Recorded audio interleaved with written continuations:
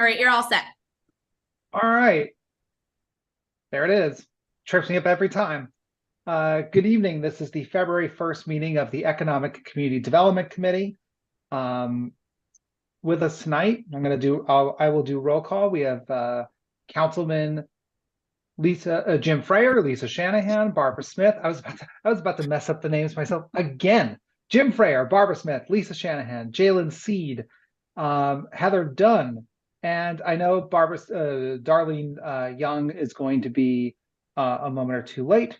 So I'll keep an eye and flag it for the minutes. So that is the call to order. That's the roll call. Is there anyone from the public who wishes to make comment? And again, just before we do, remember the rules. You comment only on something that is on the agenda. If you say your name, your address, and your comment has to be relevant to the agenda. If you're not willing to give your name and address and your comment is not about the agenda, you are going to be muted. If you're So, here for public comment, can you please raise your hand? Okay, we have Diane. I'm gonna give her permission to talk. Diane, you should be able to unmute yourself.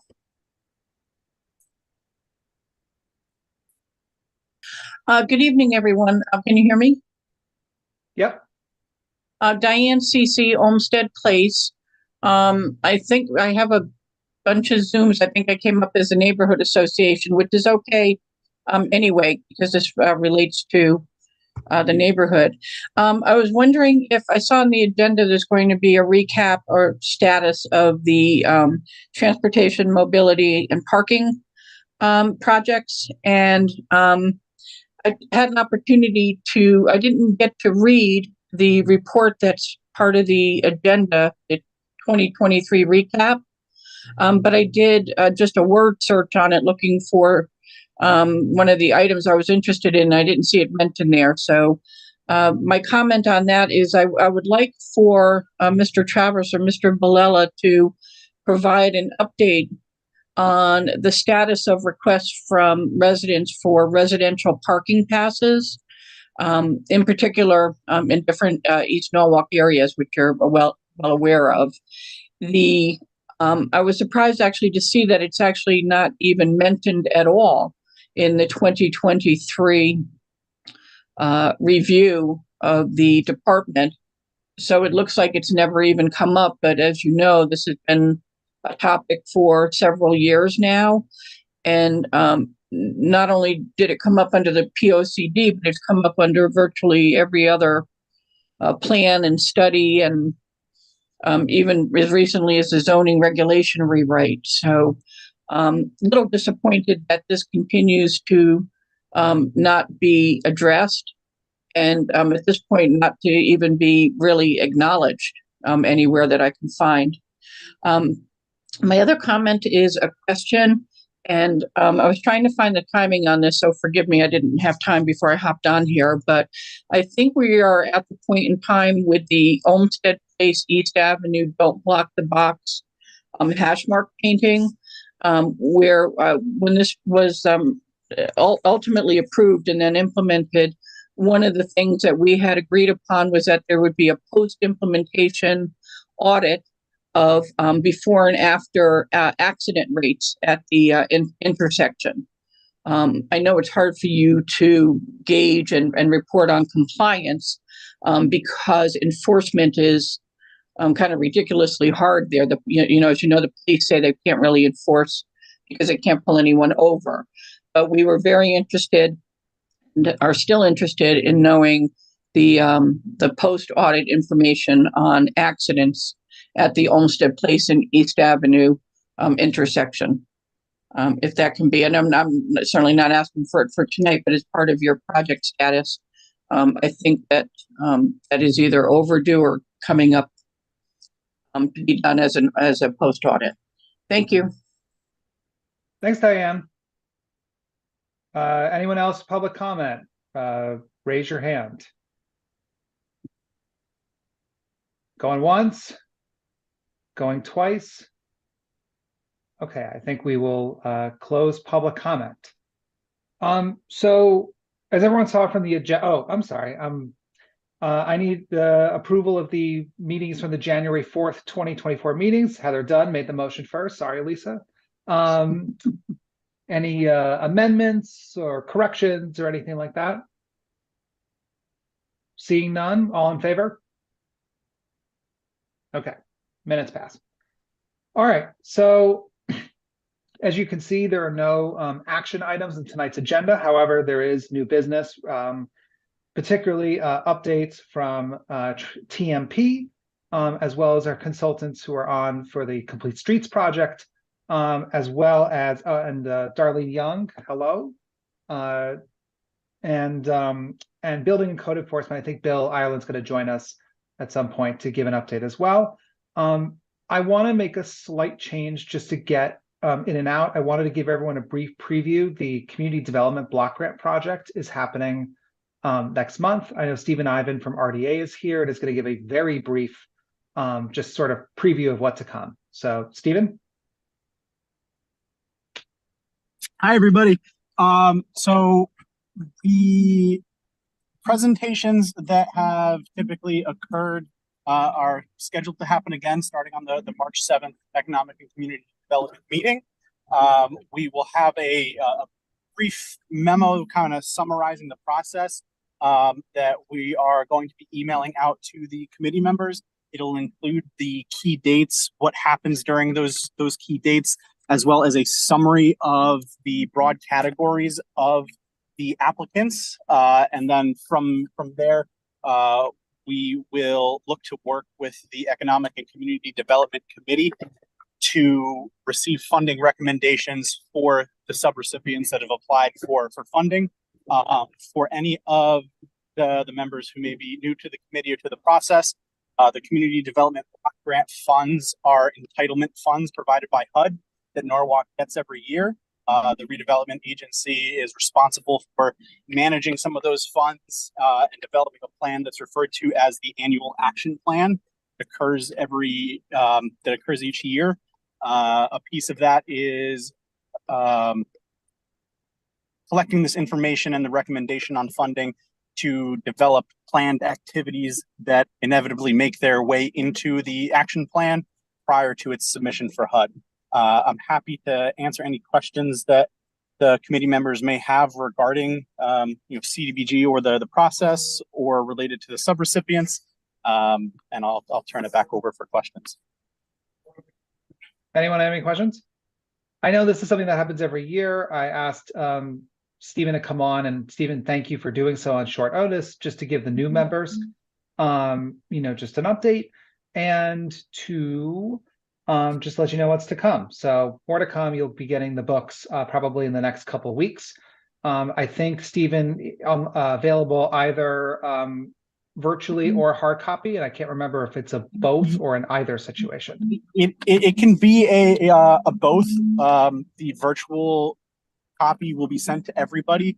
Typically in the previous cycles, we've put a request out for anybody who wants a physical copy, in which case we'll produce a binder and have it delivered or mailed. All right. Thank you, Stephen. Thank you. Okay. Cooking with gas. All right, Jim and Garrett. So the floor is yours. I know you wanted to talk about Complete Streets first. I know on the agenda it says TMP updates 1, Complete Streets 2. We're going to flip that. So Jim and Garrett, floor is yours. Perfect. So good evening, council members.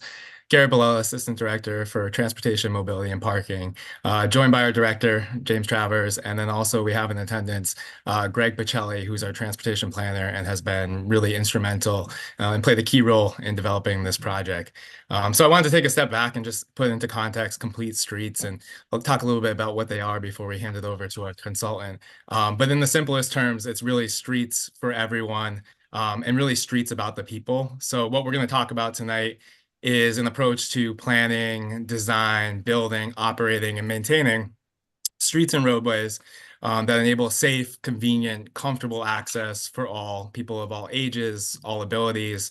That includes pedestrians, cyclists, transit riders, drivers, and any users of the many different micro-mobility devices that are out there tonight. But I also wanted to emphasize that complete streets, and you'll hear tonight, they're really so much more, and they're really a means to an end for us to achieve several of the ambitious goals we have, whether that's safety and reducing fatalities and serious injuries on our roads, whether it's achieving our environmental and sustainability goals that we set out, whether it's supporting economic development.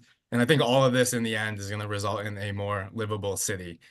So tonight we're going to provide you an update on Complete Streets. It was an ARPA-funded project, and we started this process approximately a year ago.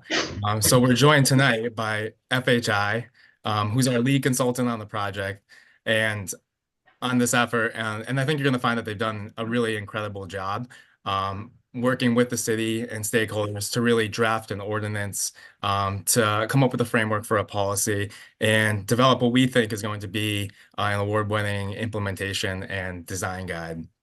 So this will be this is going to be the year that we really present this package collectively to the council. So we really wanted to just take tonight as an opportunity to refamiliarize everyone with Complete Streets, to provide an update on the process, talk a little bit about what has been done today, where we stand, and all of the exciting events in store for this year. And I do apologize about my dog barking in the background, but I will hand it over to FHI and our Complete Streets team. Thanks, Garrett. I assume everybody can hear me and see the screen, the presentation. I had a momentary bout of panic when I signed on because I got a new laptop last week and it didn't have Zoom on it. So had to go through the install process, and but hopefully everything's working great. I'm really happy to be here. Again, my name is Mike Morehouse.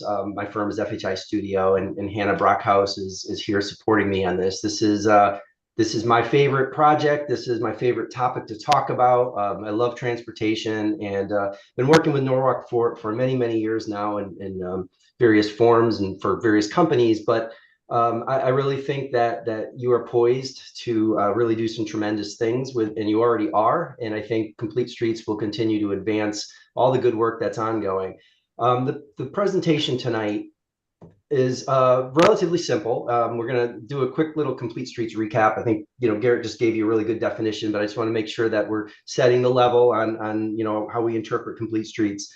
A little bit of Norwalk's vision and where you are and where you're headed, and then how we can continue to complete streets through the adoption of policy and design guidance. So this is, I think Garrett said streets for everyone, and the classic definition is streets that are safe, comfortable, convenient for people of all ages and abilities, and of course all modes. We do have to recognize, especially in diverse cities, that there are a lot of people who don't drive or choose not to drive. There are people with mobility impairments. There are people who just, for lifestyle reasons, decided that, walking, biking, taking transit is preferable to driving. And then, of course, there are people who just simply can't yet drive because they're too young. The streets really have to recognize that all these people and users exist. And the design has to be equitable to make sure that they're accommodated. And oftentimes they're not. Just a little bit of a history throwback. Streets originally for thousands of years have been all about people and about being complete. They were where business was conducted, where socialization happened. And this is Washington Street in the early 1900s. And there's trolley tracks down the center. There's some cars. It was early in the adoption of automobiles, horse-drawn carriages. But what's interesting is, sidewalks were wide. People could walk side by side, could pass each other. There was a slower pace to streets because vehicles didn't move very fast. And out of necessity, they were complete. What happened to a lot of places around the country over time and through the 20th century is the streets became primarily optimized for automobile use, whether that's moving vehicles or parking them. Sidewalks oftentimes got narrower. Oftentimes those narrow sidewalks had obstructions. You no longer could walk side by side and pass people. Limited accommodation for other uses and other modes. Washington's street is a great street. Don't get me wrong. This is just an example of the differences that you've seen over 100 years of what we call progress. I like this because I think as drivers, and I'm guilty of this too, oftentimes we fail to recognize the perspective of people who don't drive. you know, and especially people with impairments, whether they be visual, auditory, or otherwise, streets can sometimes be scary, treacherous places for certain people, especially if the accommodations don't adequately exist for them. And it stands to reason that, you know, places become places because of intentional design and intentional planning. Throughout the last 100 years or so, you know, the focus on throughput and mobility has led to traffic and the things that come along with traffic. But a real intentional approach to planning and design can create the kind of places where people come and enjoy. So that's what Complete Streets is all about. It's really understanding how to program the entire right of way, not just the throughway. We don't want to necessarily get rid of cars. They're here to stay. And but we want to make sure that we're understanding the full usage of everything. This includes what happens on your curbsides, which we call sometimes flex space. Curbs can be, you know, loading and unloading zones. They could be for parked cars. They could also be bicycle lanes or transit priority lanes. More and more, we're seeing curbside space being used for temporary outdoor seating. And then, you know, the places where the curb goes to the building face are very important. That's your pedestrian zone. That's where, you know, we can see street trees and grass strips planted and amenity zones with benches and trash receptacles and lighting, making sure that that sidewalks have the right kind of width for the scale and the density of the uses on the side of the street. So this is all important to Complete Streets. So again, I say that I worked in Norwalk for many years prior to all the West Avenue development, and I've seen such remarkable advancement and change in the city. It's really a unique place, and so I just I follow on LinkedIn, and I just kind of went back the last 3-4 months of kind of your headlines, and it was really striking to me really how much progress is made in such a short period of time. I label this one sustainability and livability because these are all the posts really about, LEED certification of neighborhoods and making sure that new residential units are sustainable, and, fixing flooding issues at parks, getting grants to do that. Just managing the changes in, climate change and sea level rise and all the associated, problems that causes, making sure that Norwalk continues to be resilient and sustainable over time. And what I think is kind of one of the coolest things is just being recognized as one of the best small cities in America. And that just really demonstrates that Norwalk is a place where people want to live, want to work, want to move to. And I was at the NICE Festival a couple summers ago promoting the master plan, and I talked to so many young people who were transplanted from the New York metro area, just saying that Norwalk kind of fits their lifestyle. It has everything they need, but it's a little bit more walkable. It's got the right density. It's got the high quality of life. So I think the city's really poised to continue to be a different, a real different type of place amongst many Connecticut cities. Economic development is strong, as we know, whether it's new school development or the opening of new businesses or the redevelopment of blighted industrial sites. There's a lot happening, and that just shows like the tremendous growth and commitment to making sure that Norwalk continues to be a prosperous community. And then kind of what I'm most excited about is the real focus on people-centered transportation. And I think your planning, engineering, and construction departments are making great strides in advancing bicycle facilities and adding new sidewalks and ensuring that transit is prioritized, fixing dangerous intersections. So this is what Complete Streets is really all about. It's all these things. It's safe, convenient, comfortable transportation that leads to economic development and sustainability over time. So this was established in your prior planning efforts, whether it was the Plan of Conservation Development several years ago. This talks about the city being a city of transportation choice. It talks about connections, walking, biking, public transportation, safety, all the things that are really important in a modern transportation system. And the master plan has taken that a step further and started to align this with broader goals. So it's just not about a state of good repair or levels of service and throughput anymore. It's about prioritizing safety is maybe the most important thing you can do, making sure that streets are equitable, resilient, that there are plenty of choices so that you don't have to drive if you don't need to. Because let's face it, cars will always be here. And if you provide the opportunity for, delay-free driving, that's all you're really going to have. So having choice is essential. Leveraging technology to make transport easier and more convenient, and of course, being sensitive to the changing environment. This is all what your complete streets can help achieve. So how do we do this for Norwalk?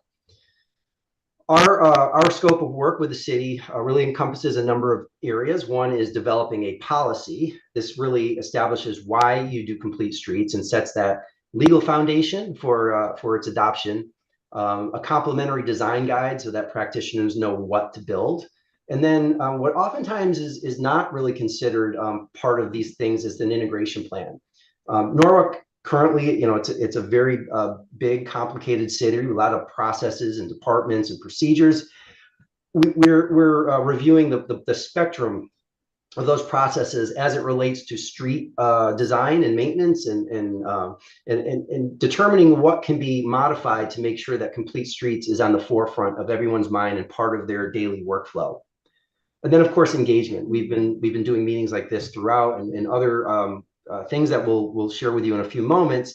But engagement is extremely important. Keeping your public informed, getting their input on what their vision is, what they would like to see done, incorporating them into the process, and then leaving with a framework to continue to engage them long after we're done with this work. So just to talk about how the design works, I need to step back a little bit, and I know, forgive me, many of you probably know this, but streets currently are classified according to a functional classification system. This is what the federal government uses, the state, and most municipalities. And usually they're pretty much in alignment, but sometimes they differ a little bit. The purpose of this is really because the National Highway System or the federal aid program relies on functional classification to get money filtered down into the states and into the municipalities for basically the maintenance of the major streets.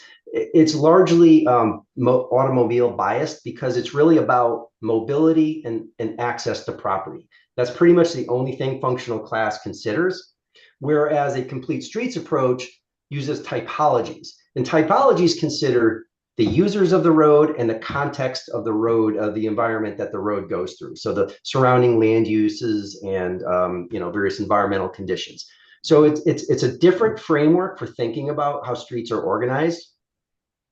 In the functional class system, you have basically three primary street types. There's your interstates and other expressways. These are your I-95 and Route 7s and Merritt Parkway. These are the big roads with limited access, lots of traffic, high speed. It's for facilitating longer distance, high speed movements. Then you have your arterials, and sometimes these are broken into primary and minor arterials. And these are your bigger roads that connect regional places, connect adjacent communities and towns. It's often where your big box retail and institutional uses are set on.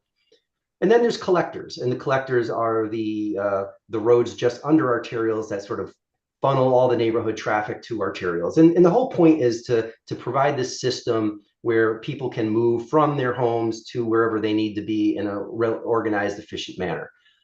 Local roads are really not part of the federal aid system, so that's up to the municipalities. That's a lot of your neighborhood streets. And the reason I explain this is because a lot of times, as money gets directed to these roads, so does design guidance, and the design guidance is really mostly oriented towards preserving that mobility or accessibility function.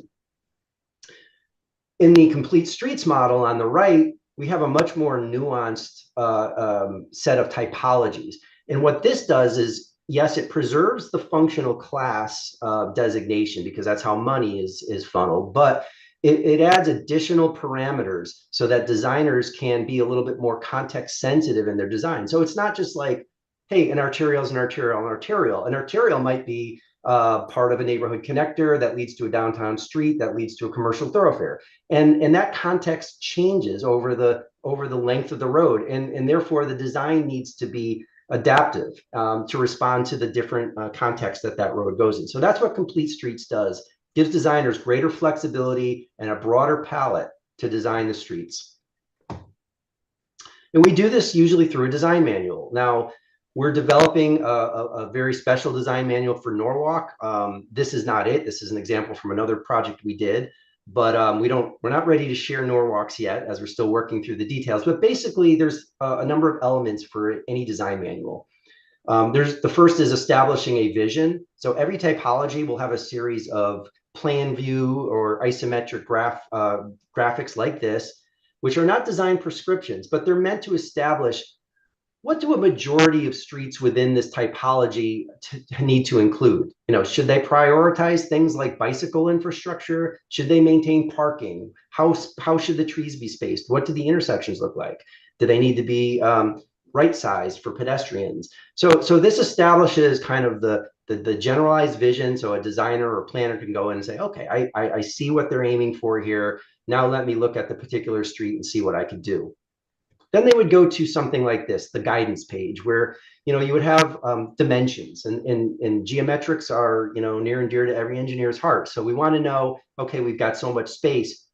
What does the city prefer for this particular typology? Can we fit it? Where do we need to make compromises?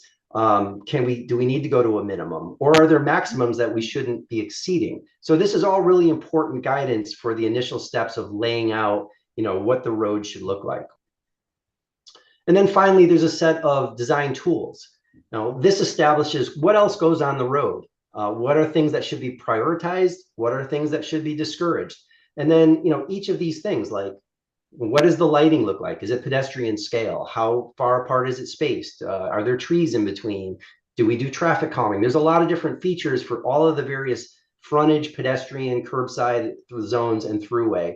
And this is where a designer can then reference either other parts of the manual or external references to establish more guidelines on how to develop these things within the design of their particular street. So that's kind of the essential elements of the manual that we're developing. Let me just get to the policy, because I think it's important to establish all that upfront stuff so that we know, what kind of a policy do we develop for Norwalk. Basically, what a policy does is it makes complete streets a priority in your community. It institutionalizes complete streets across all your departments so that everybody understands that, again, part of what their job entails is making sure that complete streets is part of the workflow. It gives that guidance, through the design manual so that not only city staff, but your external organizations like developers and their consultants know exactly what the city's expectations are. It creates this really clear accountability and public feedback. Accountability in the sense that oftentimes you have committees made up of public members that help with some of the decision making and provide important feedback for your departments to follow. Oftentimes there's a complete streets coordinator that makes sure that from project inception right through construction and maintenance, that complete streets is a priority.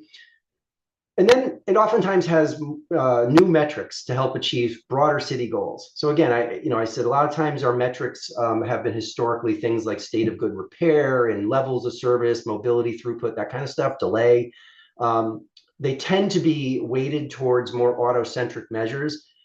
If the city's serious about moving to non-auto modes, to making a better transit system, you have to have metrics that measure those things, because ultimately, you build what you measure. And then what's really most important about having a strong policy is that it ensures this lasting longevity over time and consistency. You want to make sure that, as administrations change, as departments turn over, that everybody is still working towards the same goal of achieving complete streets, because complete streets doesn't happen over a year or two. It starts with small steps. It's incremental. It aligns with repaving schedules and normal maintenance of your streets, but it's an iterative process. And every time you go through a new construction cycle, you add something to it. You build out the network more. And so you can see that streets will get better and better over years and decades. So policies can be handled in a number of different ways. Some examples that I have, an executive order, you don't see this too often, but this is really where, your chief elected official basically, as part of their platform or priority set, says, hey, all the departments, this is what I want to do. This is important to me, do it, right? So Example is the city of New Britain. Mayor Erin Stewart was elected about 10 years ago. She was young. She was, very progressive, outspoken, and she made this part of her platform. And she said, DPW, this is what I want. And they started developing complete streets as part of their normal practices. And they hired a great DPW director who believed in it, and they started to see results. And the results generated more funding. That generated more projects, more success. And if you see New Britain now and you knew what it was 10, 15 years ago, it's kind of amazing what they've done to their downtown. Investment has followed, facade improvements, public park improvements, connectivity. It's not 100% there yet, but it's achieved some really remarkable milestones simply because of a mayor who said, this is what I want to do. The problem is it's not always enforceable. Priorities can change with administrations. Mayors could get reelected or leave. Changes in government can make the executive order something that's non-durable over time. General policies, which a lot of communities have, are great. They provide that directive to do complete streets, but there's not always a clear way to enforce it or to maintain consistency. Oftentimes policies do point to standards. Sometimes they adopt other standards. But really, it's a little bit more of a loose framework for making sure complete streets is accomplished. Another example is Fairfield. One of your neighbors had a really strong policy. They decided that it wasn't being kind of consistently or universally applied, and have recently changed over to an ordinance to really direct the execution of that policy. So, an ordinance doesn't necessarily have to happen everywhere, but we think it's a really good thing for Norwalk to consider and build, because Norwalk's very complex and there's a lot of moving parts. It's very dynamic. So the ordinance will establish this really important framework for making sure that every department is, everybody's pulling and rowing the same direction, and complete streets are getting done over time. It's fast, it's flexible, it provides that consistency and durability. It has the standards that go with it, because if you're gonna dictate that this has to happen, you need to provide designers and practitioners with that guidance so they know how to do it. Clearly, it's enforceable. And the nice thing is it often does have a really strong engagement framework, which I think is so important in cities looking to maintain transparency and a good rapport with their communities. We looked at a bunch of case studies and best practices. I'm not going to go through any of these individual, but what was sort of apparent through the review of these is that, if you go back 10 years or so, there were a lot of policies. Some of them had design manuals. I know when Jim and I were in New Haven, we did one for New Haven, and it was pretty rudimentary by today's standards. It had some design guidelines, it had some generalized approach, but it didn't have a lot of teeth. And that's what we see in a lot of these dating back to the 2010 period. But the last several years, what we've been seeing is a real move to making sure that committees were formed, that there's coordinators seeing through the accountability of complete streets. There's a much stronger reporting mechanism so that you're celebrating your successes and you're reporting back to the community where the money's being spent, how it's being done, what are the benefits, what are the the goals that are being achieved. And increasingly, we're starting to see a more sort of emphasis on Vision Zero. There's a lot of federal money now tied to safe streets and Vision Zero plans. And so we're seeing this strong commitment from some communities to eliminate all fatalities and serious injuries by a certain time frame. We just helped West Hartford finish the first Vision Zero action plan in the state of Connecticut.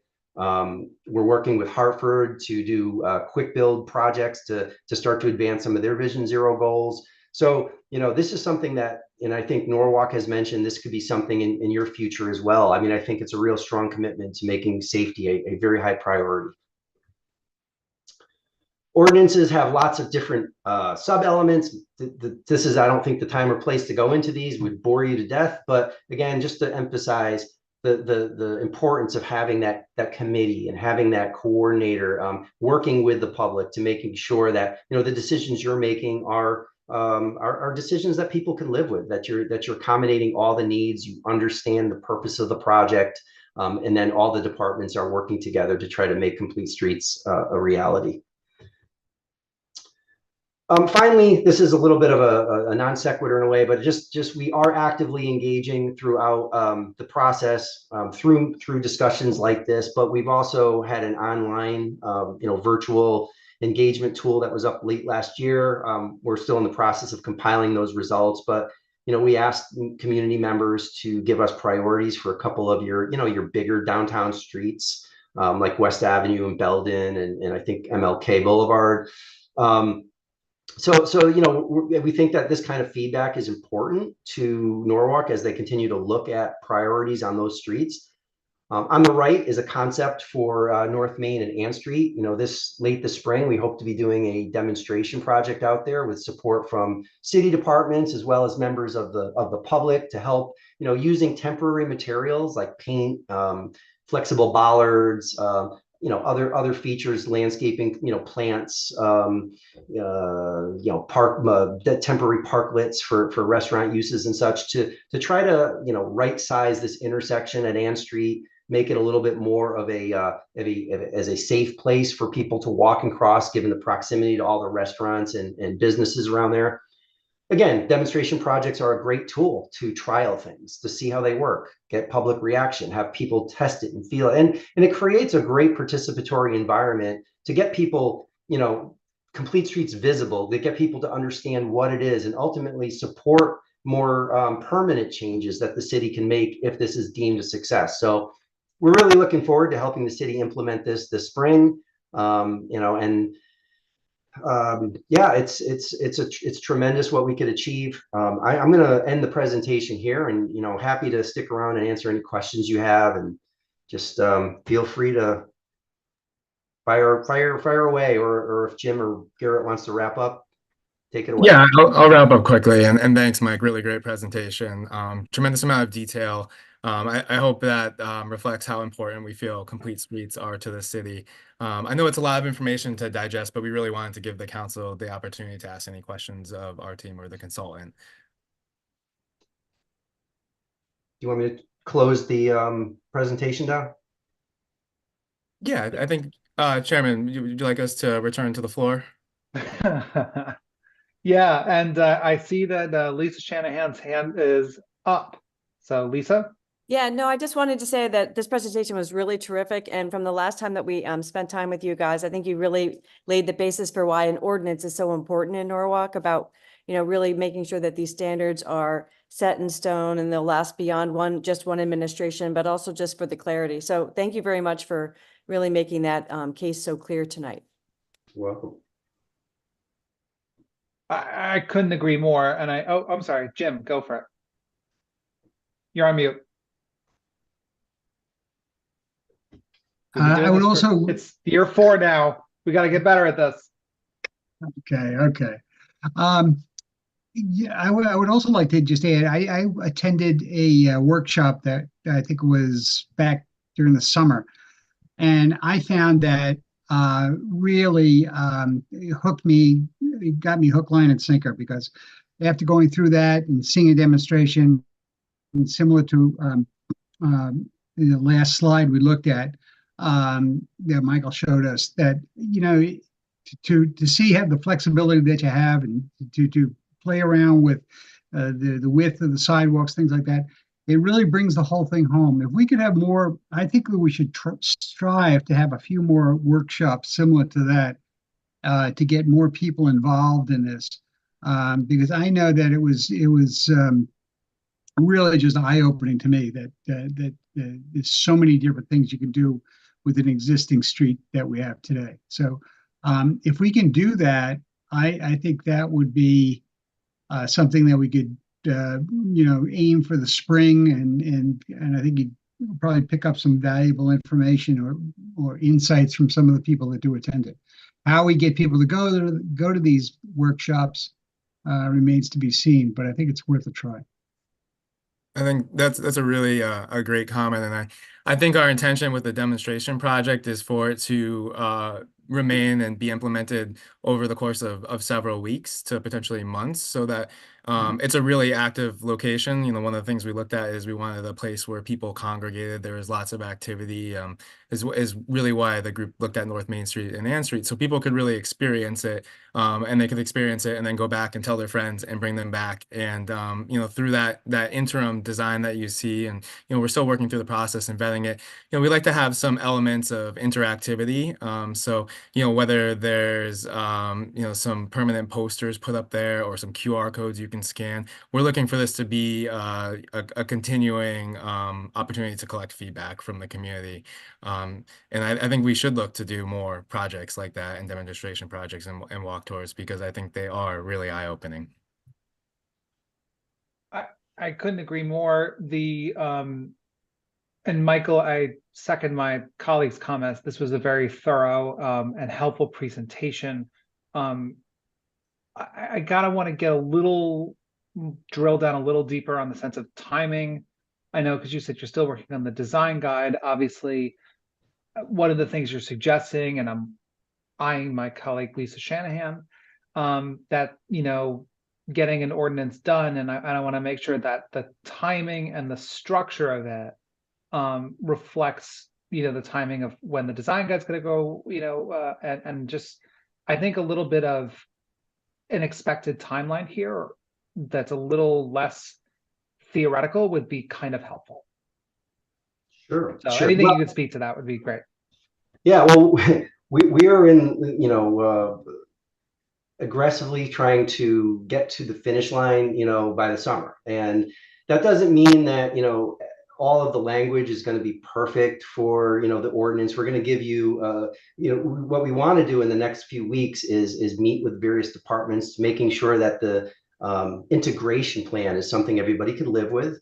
We're gonna meet with our steering advisory committee in a few weeks, and again, that's where we're gonna lay out, you know, some of the ordinance language, the recommendations for integration moving forward. You know, everything will continue to be draft. It'll go to, you know, ordinance committee as well. You know, you guys may need to sort of continue to massage it to make sure it's perfect for all of your needs, but I think we're going to give you a pretty good starting point, you know, for you to work with. And then, you know, we're actively in development of the design manual. You know, we're hoping to wrap that up in the next couple of months. We've made significant progress, and TM&P has been excellent in the review of. There's a lot of content, and but you know, if we don't continue pushing, you know, this is one of those projects that could really just languish for months, if not years. And that's why I asked the question. So we want to do that, you know, and we want to time it so that, you know, towards, you know, the summer, we have a really solid draft set of materials for the city to review and collect feedback on. That times nicely with the final demonstration project, which is a kind of a good bookend to the end of the project. That'll last, you know, a number of weeks. And yeah, this will always be a living document in many ways, where you continue to, you know, have to make updates every few years, but you know, we want to get you guys a really strong draft, you know, in the next 3 to 4 months. Yeah, I think that's a very good benchmark, and it's a good way for us to sort of calendar, you know, how to oversee. Oversee isn't really the right word. I mean, just sort of keep tabs on how this is going. Mm-hmm. But then also, and I thought that graphic you had of the various Connecticut municipalities that have done this, and that there's sort of there's a range, and I realize that some of that has to do with timing, and some of that has to do with the size of the municipality. Any insights that you could provide on things cities have done recently, specifically, that you think would be comparable to Norwalk? You know, and I sort of open this up to anybody. I mean, whether it's Mike or Greg or Garrett, Jim, whomever, Hannah. You know, because I know one thing we're thinking about is, what are other cities doing that's working? Yours is going to be state of the art for Connecticut for sure, and that's what we want. As Jim likes to say, you know, this is going to be a national award winner. You know, you don't often see this level of resources going into something like this unless you're a Hoboken or Jersey City or a really major dense metro area, right? Like what Norwalk's putting into this is really impressive, and it's going to really set you all apart from what a lot of other communities are doing. Now, there's good policies out there. There's good administrations that are driving change. But I think in terms of its comprehensiveness, I don't know if there's anything in Connecticut that's going to really rival this. I think this will be a benchmark. I don't know Okay. if you I would echo what Mike says. We're building upon best practices, and we'll be sure to share that. We can share that list with you. We're taking the best from all the municipalities you see, but I think we're at the end of the day creating something really uniquely Norwalk, and a really unique approach to getting this done successfully.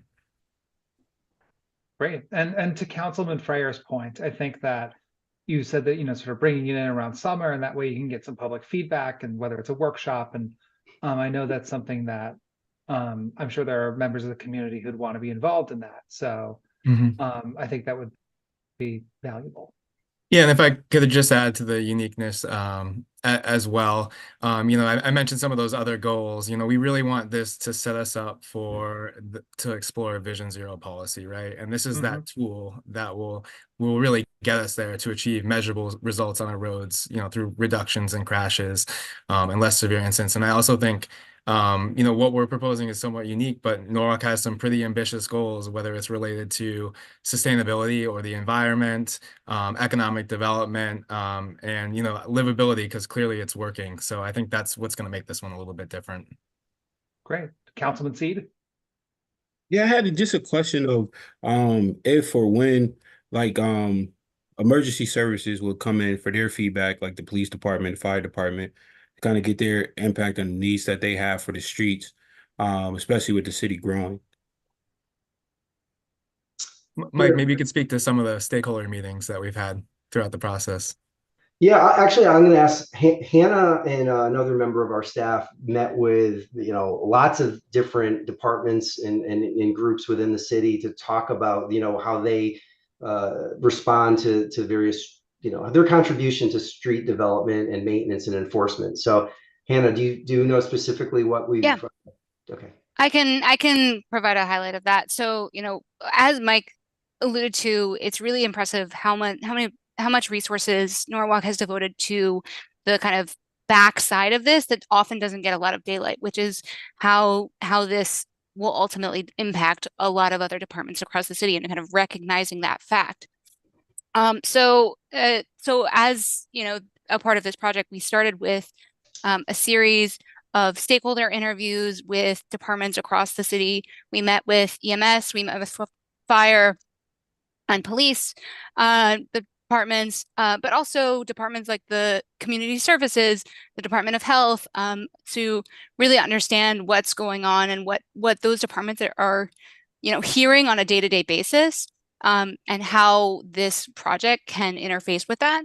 And then as a kind of a second step, we then had a series of kind of more detailed interviews with key departments, including finance, of course, like many deep dives with the Department of Public Works, and other departments, Parks and Recreation, to have more in the kind of weeds conversations around different departmental processes about street rights of way. And as we kind of look this forward, that review process and kind of integrating these departments is going to continue. A great example of that is the engagement that we're going to be doing with those departments as we look to this demonstration project in the spring, making sure that this tactical, short-term project gets a lot of attention from those departments, so that we can kind of test different concepts, and make sure that everybody, all of the departments across the city are gaining this understanding of kind of what can work within the Complete Streets framework, and how that can benefit their department's goals. So one thing I just want to make clear, what this design manual intended to do is not be prescriptive. Design is still in the hands of the designers, and when it comes to EMS access and things like that, right? that is all needs to be considered at the project level. Now, you know, our preferred dimensions might be right for EMS, might be not right for EMS. Those are conversations that still happen at the design phase. So I just don't want there to be any confusion that, you know, what we put in this document is, you know, this is it. This is the way it's got to be done. We're not telling you how to design your streets. We're giving you a better set of tools to design them with some context sensitivity and various users in mind. So, you know, this process is all about continuing ongoing engagement with everybody involved with programming the public right away.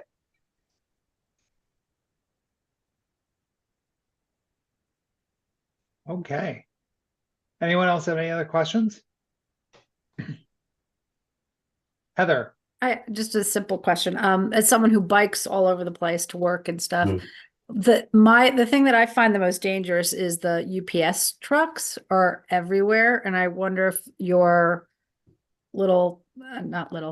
your demonstration this spring will include some of that. You know, when the UPS stop trucks and lights are on and nobody's in the truck and bikes are trying to go around and cars are trying to go around. Yeah, you know, I'm not And if sure. there's anything else like that. Yeah, so that's interesting. So the demonstration project that we're talking about does look to reclaim some street space, you know, for potentially, you know, ADA accessible pedestrian pathways, or potentially like a streetery or parklet, you know, to augment some of the outdoor seating that is currently in that area. But that could also be, and there's also an active bus stop there.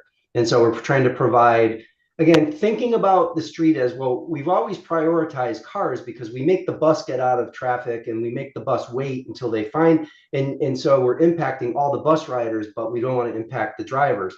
What we're doing in this is we're saying, well, no, the bus stops in the lane, people board, and then, you know, people get inconvenienced for a few seconds, but then the traffic moves again. And the pedestrian has the refuge so they can make a shorter, safe. So what we're doing is we're trying to incorporate every mode of travel. If there's a particular delivery function there, you know, that's something that we haven't heard yet, but we can find space for, you know, easy, convenient loading and unloading of delivery trucks. That could very realistically be part of the, you know, that concept. If that's something they tend to just stop wherever they want. I ride a lot in New York City too. They tend to stop wherever they want. They have great new bike paths in New York, everywhere on the streets, but there's always a vehicle, you know, unloading when you're trying to get around them, and it's really dangerous. So, and to your point, I think like broader than the demonstration project itself, the guidance that we're creating is going to ensure that designers are thinking about those commercial and otherwise like loading zones and loading uses as a part of the street's use that should be considered. So it's really kind of reframing that conversation and ensuring that these conversations are being had, you know, at the design level for each street. I guess part of my thing was kind of a question that I guess is relatively new with, you know, the COVID, post-COVID thing with all the deliveries going on. Are there other things? I know you've done projects 10 years ago. Have you seen other major changes other than, you know, a lot more restaurants being further out onto the sidewalk and stuff? Are there other things that we may want to look to at the city that, you know, impact us that we might not have before? I just think that the tools for designers have advanced so much, especially with regard to bicycle infrastructure. You know, I think for a while everybody was like, oh, let's, you know, throw Shiro designations around, you know, those little symbols on the road with the arrows, and that's good enough. And you know, it isn't, especially not for an urban style bike network. If you want bikes and you want to prioritize bikes, you got to provide a good quality facility for them. And you know, that requires not only good design, but it going to require enforcement. It's going to require rules for, you know, what you just said, delivery trucks, from, you know, the curbside management and how that's all handled. But I think that there's been much more experience across the country, and, you know, driven by European countries, at what works with regard to bicycle safety, and intersections are a big one. That's where, you know, majority of bike crashes happen. It's typically the most, you know, unsafe. It's curb cuts and it's intersections. And you know, we're going to provide much better clarity for like what happens when your bicycle facility interfaces with one of those sort of dangerous areas. You know, so I see that as a real opportunity. But Norwalk has got a lot of old streets with a lot of narrow right of way. There's always going to be the need to step back and say, you know, can we do this here? Should it be done here? Is there a better place for it? And that's what we're not here to tell you. We're here to give you the tools. It's the same thing with parking. You know, we don't want to tell you get rid of your parking and put a bike. And that's up to you how you want to prioritize your street. But we want to recognize in the topology that there's a need for probably multiple things. And then it ultimately is going to be a set of trade-offs and discussions with your community and your professionals to decide, you know, what the right approach to that particular street is. Yeah, I do want to echo something that Mike just said too. And I think the curbside has just changed over the years. And there's just so much more activity at it. So, you know, where it was just maybe traditionally only parking, now you have like loading and unloading, like you mentioned. You have Uber and Lyft and pickup and drop-offs. You have a desire for on-street dining in those spaces. So there's just so much more demand and activity. And I think one of the best things about the guide that we're designing is it's going to be context sensitive, it's going to be flexible, but it's really going to make everyone consider all of those different uses when we talk about our main streets, our downtown streets, our urban corridors. Jim? All right, thanks. You know, and Councilperson Dunn, I just also wanted to say that, you know, like besides the issue of complete streets, we've also recently hired an assistant director of parking who really, you know, one of the things that we're looking at is how we better manage the curb, right? You know, Garrett and I, there's a reason that we work together because we think alike. You know, and you know, it is you know, we have seen a dramatic change of how people use it. Uber and Lyft, Uber Eats picking up. You know, how we have to be creative on how we manage our curb. We're doing some pilots now for better clarification so a parker better understands what it is.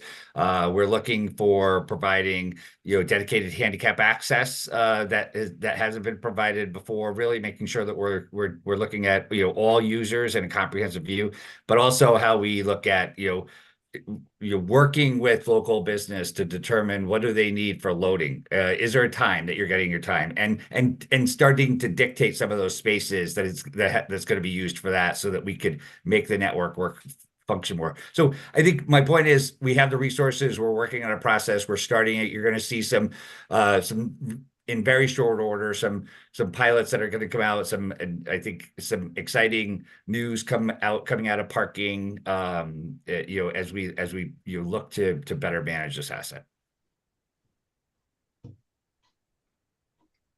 And there you have it. Exciting news and parking used in the same sentence. It's great. Hey, if anyone could sell it, it's these guys. So, before we let the consultants go, does anyone else have any questions or thoughts? I think that as a just sort of a plan of action, I'm very excited about the demonstration project. I think, you know, to the extent we can be of help, or if there's something we can do, you know, please use us as a resource. And obviously, just for my own purposes, I just want to see it. I'm excited. We'll have a pipe brush with your name on it. Yeah. And I think I think we should you know, check in a few months, obviously, yep, to sort of the progress of the design guide, and then ultimately making sure that dovetails with, you know, an ordinance that is effective. So I just want to make sure that we project manage this, which obviously you're doing. So sounds like we're definitely on the right track, and that's really, really great to hear. Thank you. And we're more than happy to come back, you know, at your request. Okay. All right. Thanks, everyone.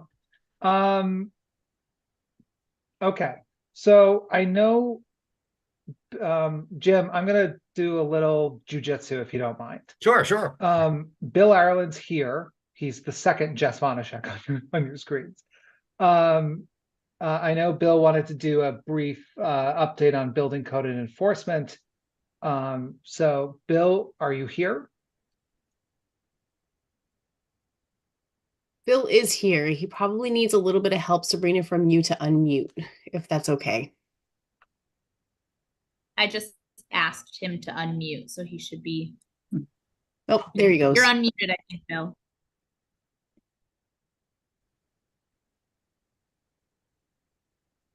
Bill, can you hear us?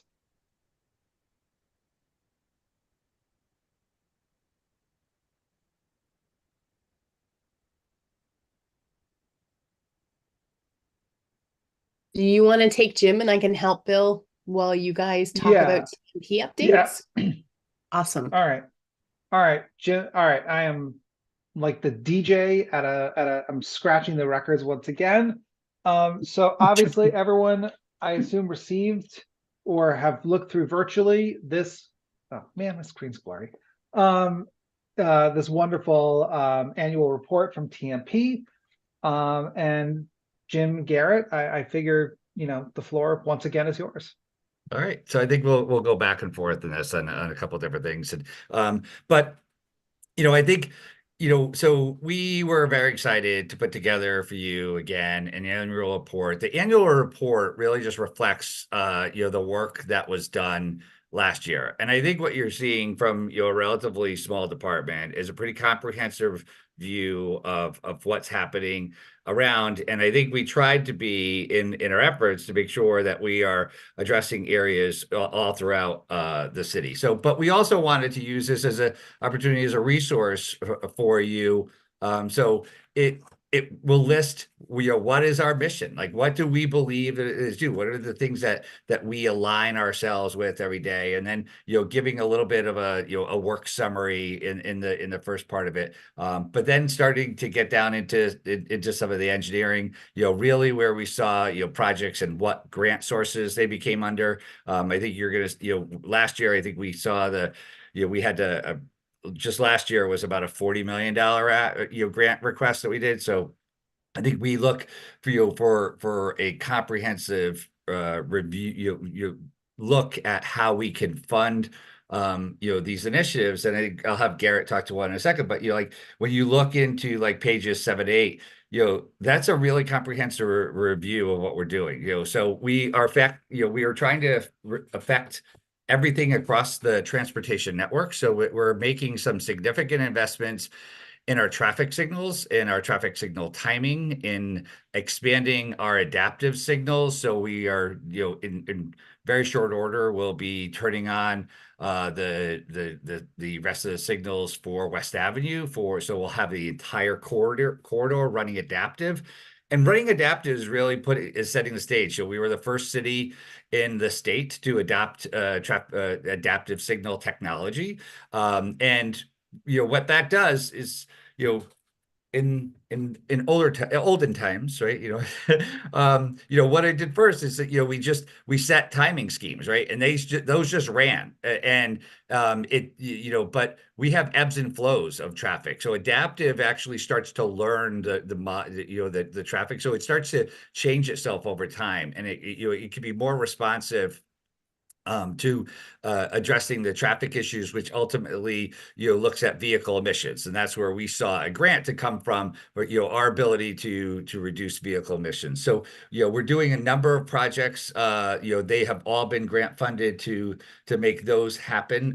Those are underway. We're looking at Washington Avenue to an overheight system so that we could prevent strikes occurring on the rail bridge that's at North-South Main at Washington there, and I think a very interesting part of this, and I'll turn it over to Garrett, is Wall Street, right? And so Wall Street has was something that we started very early on, talking to the community. It morphed from a $350,000 commitment for design of the city to what we're looking at now is a $27 million construction project, of which we have $21 million funded, and we are about to break ground on phase 1 in the spring. But Garrett, why don't I turn it over to you? Yeah, and I think while it's one of many projects, this is a really massive project. I don't think that there's many or any other municipalities in Connecticut that can say that they are redefining what was once their historic downtown. And Jim mentioned a little bit about the funding. We've secured $19 million in grant funding.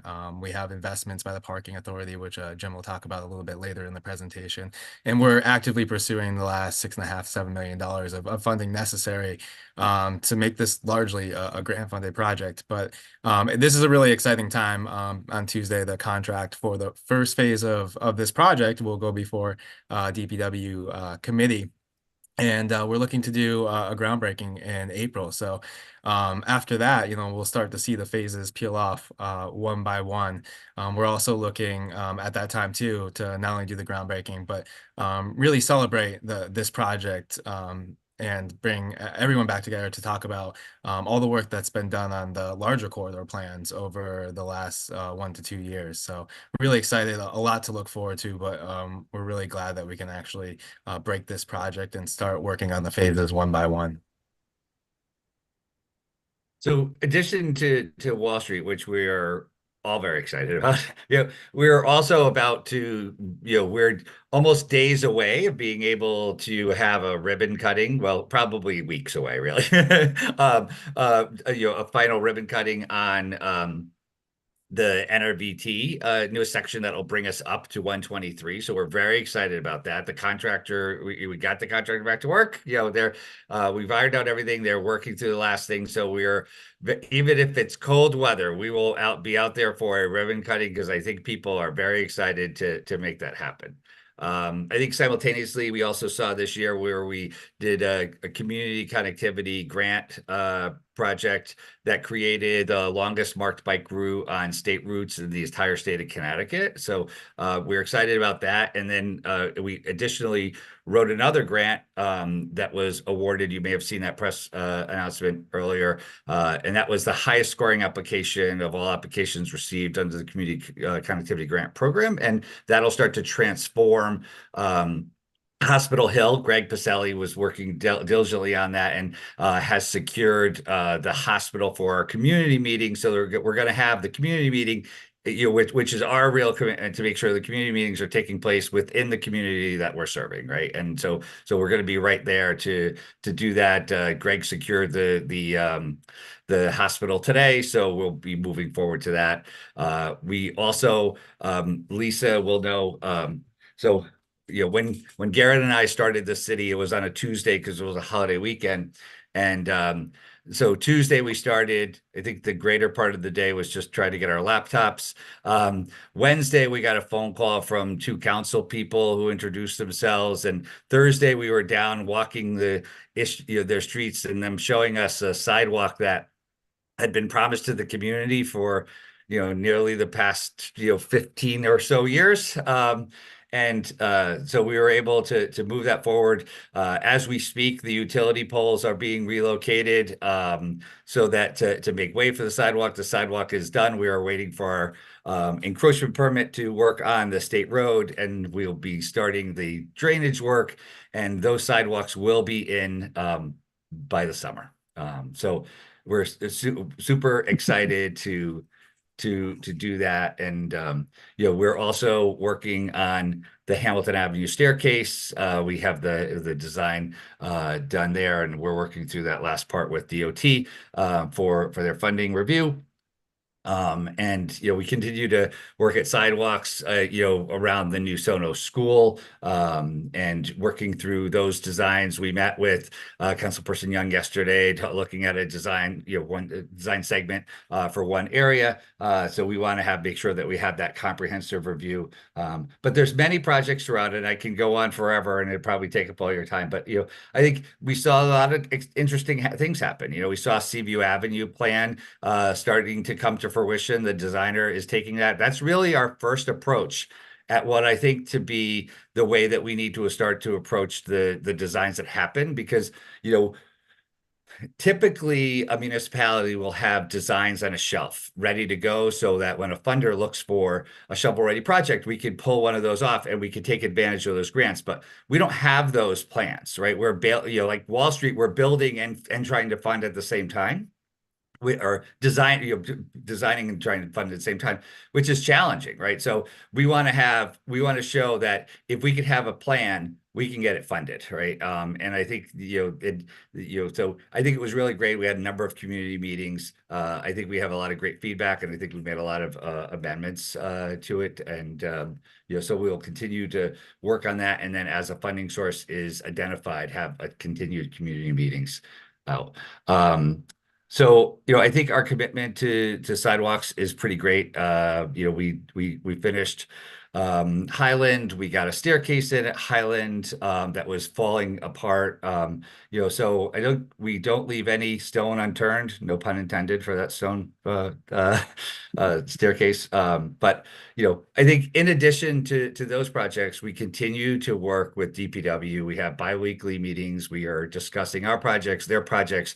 We're making sure that every project is in with a complete streets lens, and that we are comprehensive in our review. That's the greatest opportunity for us to increase our network, our cycling network, or bikes. When we look at the paving program and those opportunities, and then I think our cycling network. Greg Pacelli also heads is our liaison to the Bike Walk Commission. So he works with the Bike Walk Commission as we try to advance some cycling infrastructure needs throughout the city, be it bike racks. We're adding artistic bike racks in combination with regular bike racks to increase a level of fun and levity with it. So you'll see like the train whistle in Whistleville, right? So that literally we put it in, walked across the street, and somebody was already locking their bike to it to go into a store. So I think we've proven that there's a continued need there. We also do work very closely with the Connecticut Department of Transportation. I talk to the head of traffic at least 3 to 4 times a week. Most of the time is in my commute home. But there's a lot of challenges, right? We have about 150 signals in the city. About 90 of them are managed by us, by the city. 60 are managed by the state. So they don't really ever talk. A state signal doesn't talk to a city signal. So they're 2 different networks. So there's always lots of challenges to do that. So we continue to work through them, the challenges there, and as well as other things. But they are a fantastic partner. We also work with the Walk Bridge team to make sure that we are looking at the management and protection of traffic through the construction of this, and that our people can safely navigate the streets and understand where they need to be during those times.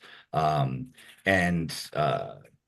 think Garrett, why don't you kick in a little bit about what we do with like click and requests issues and our planning and design review. Yeah, so I think we also get a very large volume of citizen service. I think we're at over 350 a year. So that's one to 2 per business day.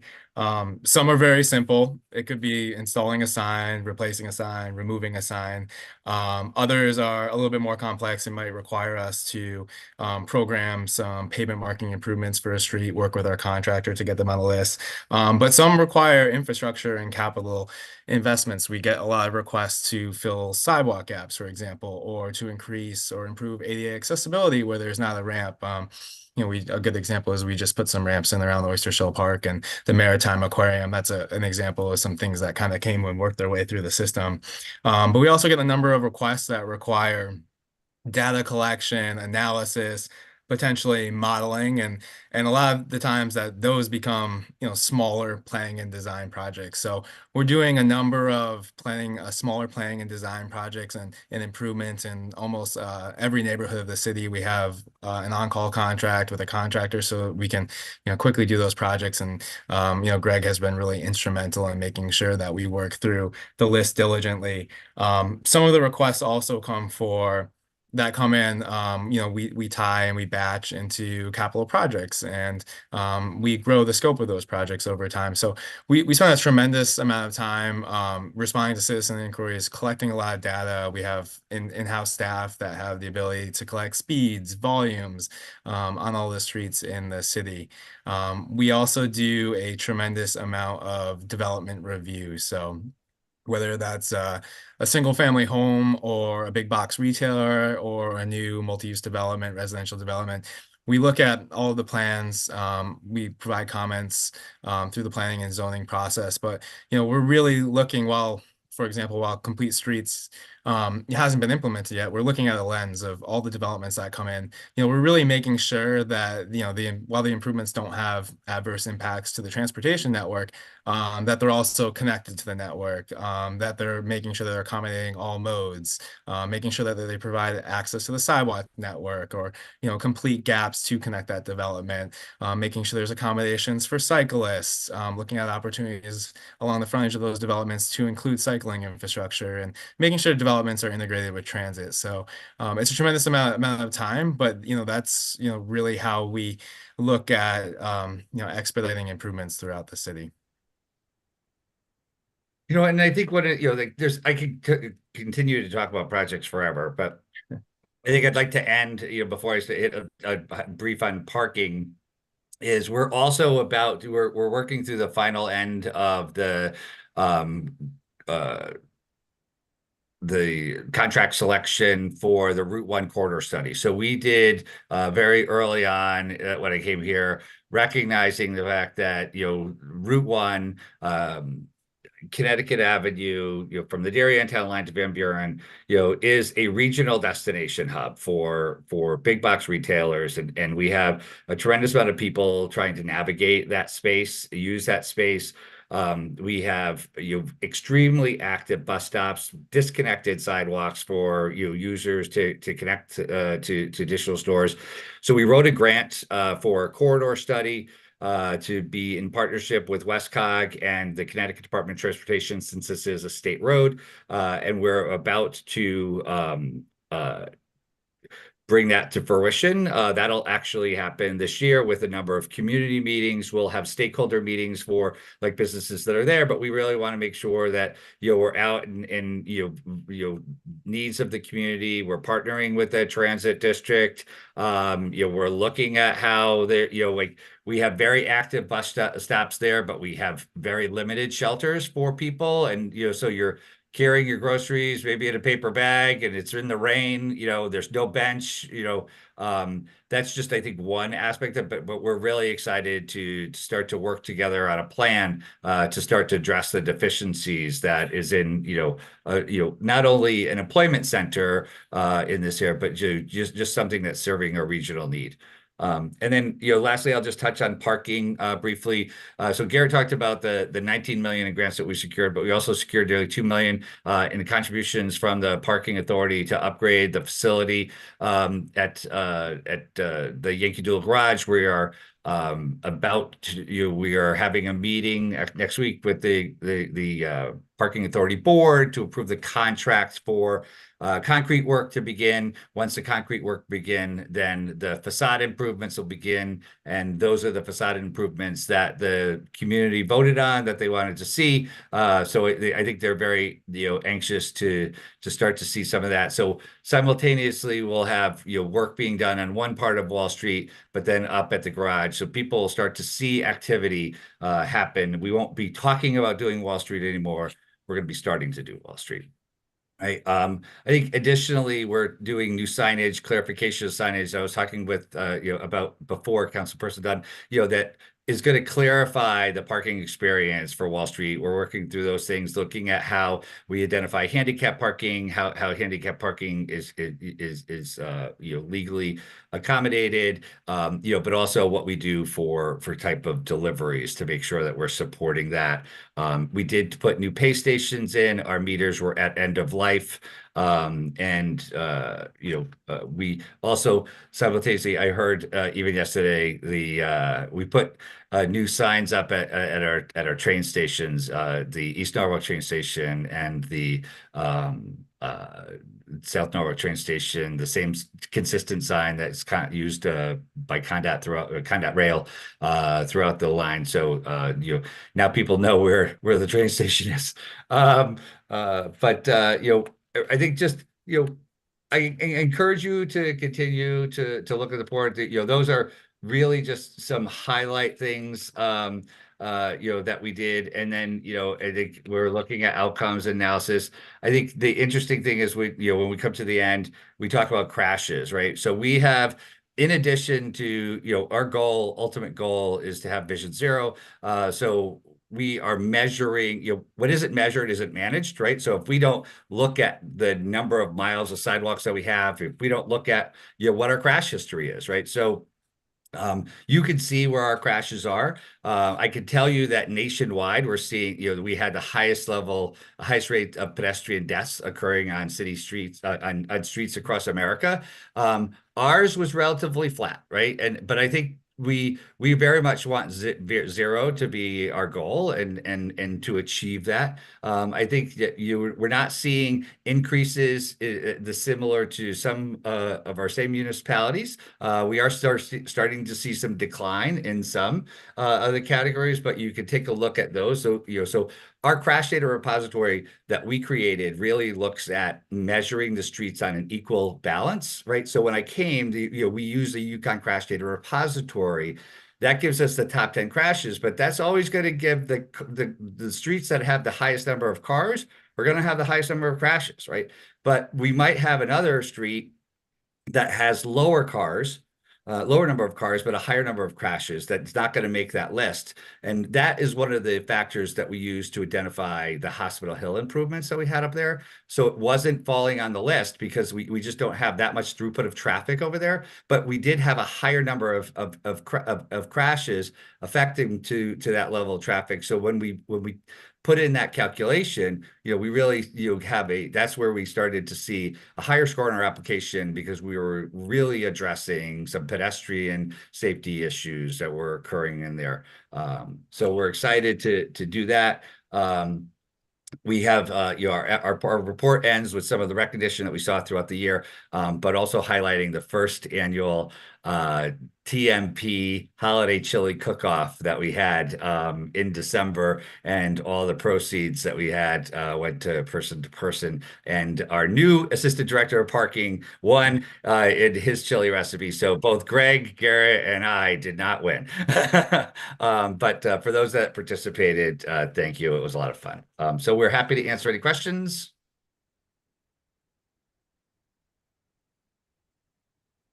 Councilmember Smith. I don't have a question. You've pretty much answered every question that I might have had, but I do want to take a moment to commend you, Jim, and your team for your expertise in grant writing. Just looking at them, all together here in your report, I mean, millions and millions and millions and millions of dollars coming into this city to do the work that has been needed for so long. So long. And, I just want to say that, how much I appreciate you and your department, what you are bringing. I mean, this is the kind of work that will transform our city. And it's incredible. It's just incredible. So whoever is the expert grant writer, bravo to you, and thank you, because we can't put this kind of burden on our taxpayers, but getting it done this way is terrific. So thank you so much. Well, thank you. And I think the issue is that we're a team, right? And that's how it comes together. And I think that that we are. And I think that we're a great team, but the reality is none of that work takes place if it doesn't come through your support. So we don't do anything that you guys don't support and bless. And hopefully what we've done in the past year and in the past 3 that we've been here is increase the level of communication, increase the partnership we have, and then put us all on on the same path. So thank you, Jim. Yeah, thanks very much, Jim. I think I echo what Barbara just went through. My only question is that as I looked through your year-end report, it was just absolutely phenomenal. And I started to add things up, and I realized I couldn't add that high. But it's is this an anomaly? Or, I mean, can you sustain this kind of grant acquisitions that you've gone through? I mean, I'm amazed that they're so diverse too. Every other grant I look at is some other different agency that I've never ever heard of in my life. You know, I do think that, there is an anomaly that occurs, this administration, has really put forth transportation dollars like no other administration has, right? And the opportunity for funding, exists greater now than it has ever. And we look at every opportunity to do that, right? I still think that, we're very actively looking at how we close the gap for Wall Street. We are 1000% committed to making that happen, right? But I think what we're going to start to do now is really look at putting those grants into use, right? So the money will be spent, the projects will be done. I told you we're a lot of what we did up here has been, we've done some things because people need to see things done, right? But we've also done a lot of the back planning. So the back planning is now going to work into, feet on the street, getting the projects done. So I think that's what we're going to see. That while simultaneously making sure that we're always looking for that opportunity to address those things in the future, such as, the Seaview Avenue, for example, those things. so is that a yes, that you still think that we're going to be able to continue this trend, or you're setting us up for we're going to be a lull here for next year? Well, no, I don't. Well, I mean, we'll be spending some of the money. I don't think we'll have a lull, right? I don't know that I don't know that we'll do $40 million this year. But because at some point in time we have to do the work, right? And I think this is the year that we're going to probably do more of the work. Okay. I have confidence that you'll go find the money if you need it. I will. We will. No stone unturned. Anyone else? Councilmember Dunn. Hi, I just had to circle back. Can you just talk to us a little about the residential parking pass issue, where that is? I know Diane Cece is worried about that. Well, so that one, so currently right now, by legislation, the parking authority only has the ability to manage metered or timed managed parking spaces. So we need to adopt a change to that allows the parking authority to do that. And I think we have a baseline for we've been working on a baseline for a recommendation, but we don't have a mechanism to be able to manage it, execute it, write citations. So that just needs to be changed. It's just, I think we continue to look at, what there are. Can you give us just kind of like your professional opinion? What would be a roadmap for the residents or the, our community members that were interested in following that up? How could they do that? So I think you mean what the program would look like once adopted type thing? I just didn't even know how they would really start. It's not really my area, so no problem. But if they're very interested in that, how could they go about that? Would they go to you? Would it be an ordinance? I don't know what they would do. So the ordinance has to amend to allow the parking authority to have access to issue citations citywide. Which it doesn't hold today, right? We continue to work with what a program would look like. But I think there have been a number of conversations of people saying, I want a residential parking program, but the reality is it has to follow criteria. Every municipality does it. It just doesn't just come because you want it to come. There has to be a proven need. There has to be proven that that there's typically what you have is a major traffic generator, right? That is creating that influx there, right? But it isn't one that is going to go after go after a local business who has there, or we can't we have to look at how we have some people that don't have driveways. They have to have access to a street, right? So I think it's a very complicated issue, one that we would look at piece by piece, but also one that I think what we need to do is clearly define what those parameters are so that people can understand, do I qualify? Then fill the application. That application would, I believe, ultimately rely with us for that, but I think we need to continue to work with the council to look at the adoption of changes to the parking authorities' responsibilities to allow them to do that. Okay. Did I answer your question? Sort of. So I guess it's, you know, basically if the communities are really interested in doing that, to kind of come up with somewhat of a plan and present that as an ordinance or speak with you and Yeah, we have to get that. Yeah, we have to get that amended in order to have the legal ability to do I it. know there's places like Taylor Avenue where you know, people are parked so closely that, you know, you can't look around or there's no way you could bike down there because there's so many cars and Yeah, it's amazing. Broad Street, same thing.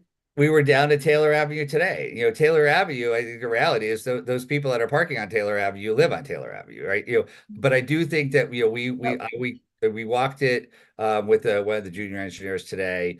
You know, I think what we need to also do is to go back to basics, right? You know, we have tools in our toolbox, in our basic toolbox that says, you know, it's not legal to park 25 feet from the corner, right? But sometimes our signage is missing.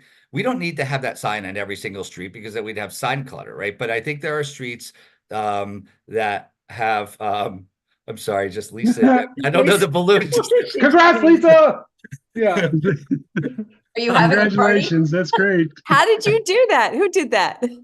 I don't know it. I just so I One think thing after another. Jim, you it was a guys. test to see whether you'd be distracted. And I was unfortunately, I you failed. was You were I actually distracted. I couldn't even I was like, is that really happening or am I really tired? So you know, so I think that what we want to do, Heather, is really look at that street. Yeah, I think we have some opportunity. You know, we're meeting with DPW to look at when it is being repaved. We see that opportunities that would use some paint markings to delineate where you're not parking, so that we can increase the sight lines, you know, for coming out those side streets. But also when cars aren't parked there, that you know, you understand where they're supposed to be. So I think we will be able to do some things. And then, you know, Councilperson Young also brought up to me in our tour that, you know, there's a missing section of sidewalk. So like if you're someone who's walking down the street, all of a sudden it stops, right? You don't even have a crosswalk to get over. So we are simultaneously going to fix that this year as well. Yeah, I think Heather too. You know, one of the things that we're working on that would be a prerequisite of a really successful RPP and residential parking program is to actually have an asset management system for our signs. So when we joined the city, that you know, we don't have mapping of where all our street signs are today. That's something that we're working on actively right now, and that's going to help us manage. And you know, we have this philosophy that whatever isn't measured isn't managed, but it's a prerequisite to make sure that we have a successful program and we can roll it out very smoothly. So that's something that we're working on in anticipation.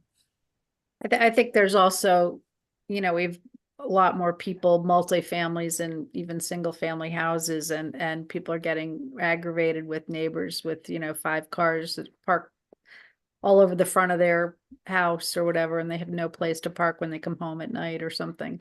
Yeah. So I would like them to feel like they have a path to remediate some of that rather than just go, I don't know, you know, just give them some tools or some control over where they live, you know, a little bit more. And I think, but I think we have a responsibility to kind of help manage where the parking is on the street, so that you're not, because they think the issue's compounded by when you're parking so close to the corner, you can't get out. You're frustrated, right? And we don't want driver frustration because that leads you to making bad decisions, which is also ultimately going to lead us to a higher crash rate, right? So we're going to be looking at Taylor. We're going to look at a comprehensive review of that. But we're looking at kind of, you know, what's that spacing sign? So we're kind of using Wall Street as an example of where we are right now, so that we have an opportunity to get one right and then replicate that throughout the city. Thank you. I have a question, Josh. Council President Young. God, and I just forgot it that quick. My God, that's what happens. Oh, no. It's the balloons. So since we're talking about parking, you know, and I've said this all the time, we have an issue all over the city, but mainly, you know, South Norwalk and the Taylor Avenue area, with commercial vehicles parking all over the place. Is that something that can be addressed through an ordinance or through what you're doing? How do we address that? You know, so I think we have to have the definition, you know, so communities that have defined this have really looked at, you know, there's an ordinance that's in there that really defines what those are, right? And I think that I think that is really, you know, a conversation that we have, because we hear these things as well, right? You know, when they're big commercial trucks, yes, there's no there's no place for a large commercial truck in a residential neighborhood, right? And I think that should be there, right? Some people look at, you know, landscaper trucks or those, but these are our folks who are, you know, this is the, you know, their livelihood, right? You know, so I think we have to have that accommodation for those, and you know, really looking at what that is. But I think we need to define what that is, and I think we could do so with looking at best practices from other communities, and then put that into play. And I think, but that was also, you know, I think is another one that, you know, we should look at, you know, how we help and the police department would be able to the ability to help enforce those things. Yeah, and the reality is that this happens mostly in the densely populated areas where lots of people living on top of each other, and it's in South Norwalk and, you know, parts of Taylor where the streets are narrow, and it's the oldest part of the city. And I'm going to continue to say it until we make some traction on it, because it's really ridiculous. You know, I've had UPS trucks parked. They're more than just little trucks. Some of them are much bigger. We have an issue. Yeah. And the issue really is concentrated in the South Norwalk area that is also going through a major transformation, but we still have this issue. And I agree with you. And we I also haven't think made a dent. We haven't made any impact. I have a truck where I live that's been there 3 weeks. It's empty. Who do I call? You know, I also think there are a bit, you know, I've worked in other communities, right? You know, we've had this, you know, other communities have ordinances that where it doesn't, you're not allowed to just leave your car on city streets for extended period of time. We had someone who was in our office today that said, you know, like, the car is adjacent to his driveway. It's been there for 3 months. He showed pictures. It's not moved, right? And we have to, you know, we have to develop a mechanism to be able to effectively get that, because those are the things that really get frustrating, right? And I think you and I have seen it. You know, we've walked the street on a number of things. We see cars that visually have not moved in a very long time. There's weeds growing under the tire, right? And I think that we have to figure out a mechanism to do that, because that only further complicates the parking issue, right? When you have cars that are just never moving. And I think we're slow. We're quick in other places. We're slow in South Norwalk, and it's getting frustrating at this point to continuously hear this and have this conversation, and not have a sign put up, not have any enforcement of anything, and having people still call and complain. It's a concern. So I'm gonna keep saying it. I maybe have to start my own towing business, huh? Councilmember Seed. Yeah, I think because we had the same issue like in District A. I mean, over like especially Hospital Hill and Woodbury, and in those areas, we had the commercial vehicles. And I think a lot of times, like even I talked to a few police officers, I think the ordinance now says something about like a double axle, or something like that. So you have these clearly the commercial vehicles that are parking. And Woodbury is definitely one we have a lot of landscaper trucks, where there's really no parking for like cars, and that's really a big issue. So I mean, it's something that I think that we really should try to tackle, because like in the urban core in Norwalk, it's really a huge issue. But it's been for decades, and I think the response has been the same for decades, and I think it's time to change. The community is changing, and it's time for a change. And and no more of this, oh, we can't because they're business owners, right? The people work. But what it is are the landscapers, the business owners that don't live in the community, but you're providing transportation for your workers to get back and forth to work. I get it, but you don't understand. They don't know or think it's a big enough deal because of the impact that it has on where people live. I mean, I don't know what it is, but we're not doing anything to address it. We're just not. Not in this area. I mean, you guys are doing a lot of work, you know, and all the work we're doing really is driven by the change that's coming. And so if the people that have lived in this community for decades, they want to be a part of that change and live in the community and experience the beautifulness that's coming, we got to get the cars out of the way. And what about folks parking on their front lawns? Is that legal? It's, you know, it goes to how the community looks and feels. It just, it's done. So. No, and I hope and Jim, you and I have talked, so I'm not like throwing stones because we have this conversation all the time. So we have, but you understand my pain and frustration. I understand your pain. You know, we don't have the ability. The only ability to enforce outside the metered zones is it currently sits with the police department. So I have no legal ability to do that. We can't address that. I agree with you. We need to do it. I do think that the issue of like landscaping trucks is a complicated one, right? You know, like my dad was a landscaper. That was our only vehicle, right? So it was, you know, he had that truck. And that truck was what he used to work with, you know, but that truck was also the you know, how we got around, right? So it wasn't a luxury, it wasn't an extra vehicle, it was the only thing we have. And I think in many communities that's you know, we have those people. So I'm not saying, I think it's a challenge, a delicate issue to some degree, but I also think that we need to look, the ordinance does not give us the ability to do it. And it doesn't happen in every neighborhood, in every district either. So that it doesn't happen in every district. So it's sort of why does District B, South Norwalk, and I know you're saying it's parts of A, and there's probably in other areas where you might have some blighted properties or people not doing what they need to do, but no, but it's also like, you know, it is an A, and it is in South Norwalk, right? Right. You know, but it's also, you know, there are areas, like I said before, that really require additional signage, right, to give people direction where to go because it is more condensed. Like, you know, when you look at Hospital Hill, right, you know, there's cars that are that's been sitting up there forever, right? You know, and that's a frustrating. So we can manage that once we create the environment there, but you know.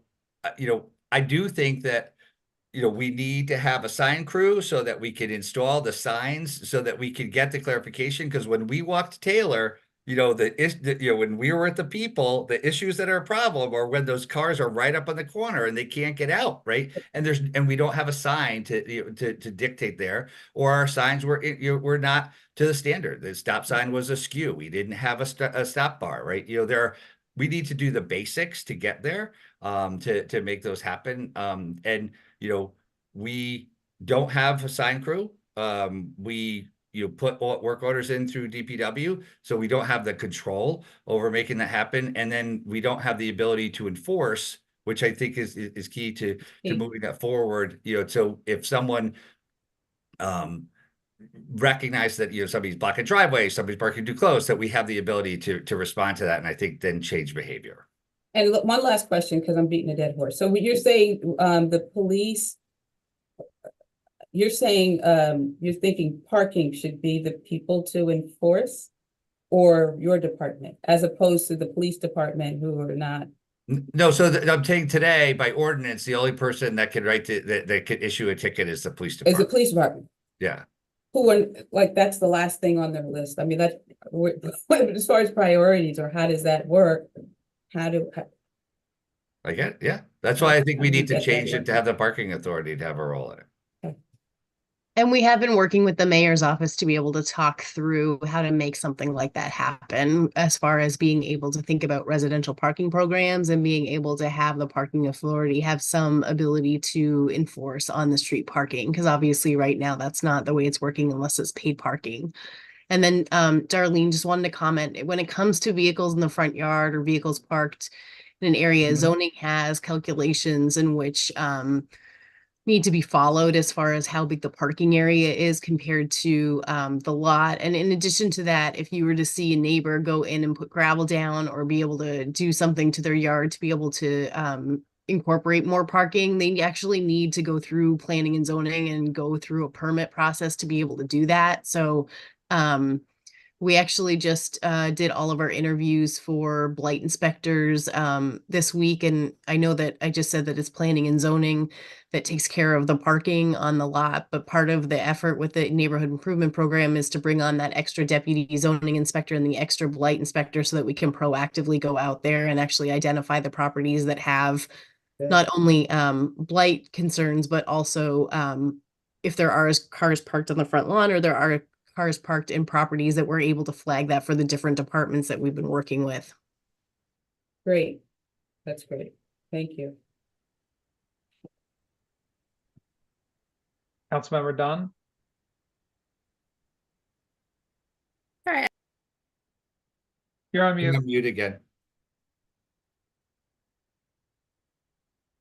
you hear me? Yeah. Yeah. So I would like to say that I think, Darlene, I don't think it's just you and your neighborhood. I want to say I think pretty much the city would support you. I think it should be a priority. From my opinion, I'm just one person, but I think it should be a priority for everyone in the city because it's a safety issue, especially with school buses and things like that. So, and you know, that's it. There's something else I was going to say, but I'll tell you later. Yeah, I know it's in the city. It's everywhere. You can drive around, but it is concentrated in South Norwalk. We know that. Yeah. I mean, So if we can elevate that, just about any street and see it, and it's after 30 odd years, it's a lot to have not made any real traction on it. Oh, I know. So my other question was like, so could we through ordinance get the blight inspector to be able to issue tickets or no? That's something we could do. You have to be a constable, so the parking, the police department would create a constable. The constable has the ability to do the tickets, but yes, but I think could our city constables do that? Yeah, that's what I was just gonna ask. Jalen, what are you doing? Let me just yeah, let me just weigh in for one sec. So there are constables that are blight inspectors, and we have the ability to do that. But I think when it comes to a residential parking program, I think what makes the most sense is being able to talk with the mayor's office to be able to get the go-ahead to have different departments be able to enforce. But when we use the terminology of different departments enforcing, I think what we're talking about is that we will be putting out a new contract or a new RFP to be able to have parking management companies be able to respond to the city moving forward. And so right now the parking authority uses LAS as a parking management company and parking oversight company. And so right now they're looking at on-street parking that's pay parking, the lot parking, and the surface parking. And I think, at one point in time, the city actually had a parking team on board where we actually had the parking enforcement team as staff, as city staff people. And there was a change that was made, and I don't know when, to be able to bring on Laz as the parking manager. And so, I think the direction that we would go on from a residential parking program is that we would actually look to include in the new RFP that is to be issued that the parking manager, that the new parking agent would potentially act as a residential parking enforcement as well, right? Because we just don't have the bandwidth from a city standpoint, from a city staff standpoint, to be doing the residential parking program and implementing the residential parking program. I think that part of that would make sense through the managed parking contract, so that we are looking at parking as a universal and a holistic approach across the city. So just a little bit of just a few thoughts on how we might go about something like that. Thank you. All right. I don't need to say it, but I'll say it, which is that I echo, and I think a lot of really valid points and discussions brought up tonight. I also want to just emphasize just the real dedication of work that TMP does. And Greg, I know you've been on for like 2 hours. I don't know if there's anything you want to add or say, but I just want to make sure if there's something you do want to say it. But I just wanted to thank everyone for their work. You know, and obviously we've got a big year ahead of us between Complete Streets and all of the projects, you know, ahead here. But really, Jim, Garrett, you guys are really doing a fantastic job. So, and I know you're out late with us. So you're burning. It's not midnight oil, but it's close to 9. Sorry, Greg. No, my apologies. My audio kicked out real quick. No, I just want to say just real quick, you know, Jim and Garrett, obviously since they arrived, you know, how much work we've done annually from year to year and, you know, exponentially, you know, growing each and every year. And you guys, not only, you don't need to hear from us, you know, these three obviously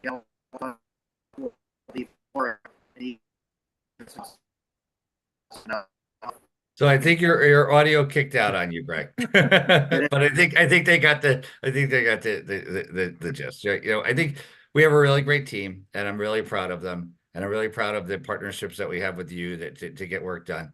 I think, you know, this reflects work that was done last year, but it doesn't reflect that there's not a need. I think there's an ongoing need. I think, you know, Darlene, you know, really hit the nail ahead. You know, there's things that we still have to do, right? And they've been on the list for a long time as well, right? I think we're taking things off the list and we're knocking them out, and we're, you know, systematically making them better. And I think that we need to systematically make this parking issue better.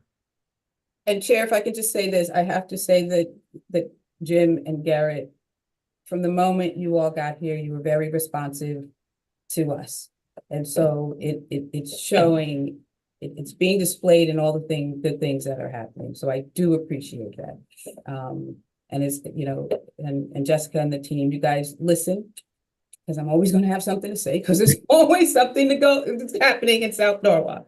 But and it gets a little intense sometimes, but you guys hit the ground running. And as Greg said, you know, a lot of things have happened since you all have come on board. So we're making progress, and that's the bottom line. We're making progress. Thank you. Absolutely. Thank you, guys. All right. So I know the hour's getting late, but I just want to throw it back to good night to Jess, and check again and Sabrina and see if Bill Ireland is on, because I know we wanted to get a building code enforcement update. Oh, yeah. So Bill's on actually 2 ways. He's on Zoom, so he's going to unmute and see if he can talk that way. And if that doesn't work, he's also the phone number as well. So we have him double loaded on the system here. All right, Bill, whichever way you want to do it, the floor is yours.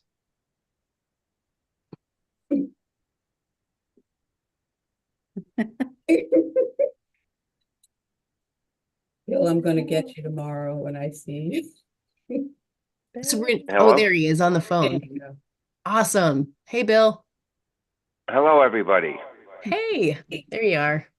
Thanks, everyone. Okay.